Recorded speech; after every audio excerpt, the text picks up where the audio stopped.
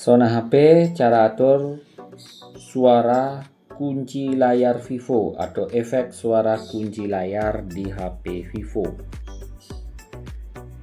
Nah, kalian gampang sekali untuk mencoba tutorial ini. Masuk saja di aplikasi atau menu pengaturan. Di menu pengaturan di sini ada banyak pengaturan, cari saja pengaturan yang bernama suara dan getaran atau getaran seperti itu. Cari aja model seperti ini. Scroll ke atas, cari di sini menu yang namanya suara penguncian layar. Ini untuk menonaktifkan tinggal matikan saklarnya dan tidak akan ada suaranya. Aktifkan untuk menampilkan atau membunyikan suaranya. Ini saya aktifkan dan saya akan coba ya. Nah, saya buka, nanti akan ada suara ya.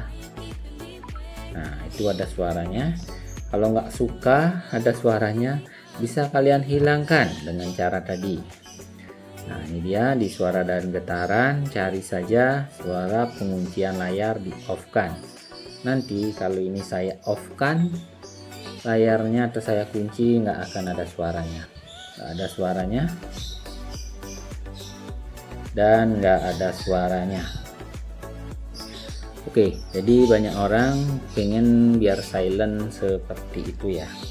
Kalau nggak ketemu menunya, kalau kalian nggak ketemu suara penguncian layar ini, kembali aja masih di pengaturan, klik pengaturan pencarian di sini. Nah, kalian ketik saja nada. Nah, nada seperti itu kalian cari di sini. Nada penguncian layar. Oke. Nah, di sini. Nah, ketik saja yang lengkap ya, sesuai dengan yang ini. Yang ada di sini ya. Di sini nada penguncian layar. Suara penguncian layar, bukan nada ya. Jadi ketik saja di pengaturan pencarian suara penguncian layar. Nah, di sini sudah nongol ya suara penguncian layar yang ini.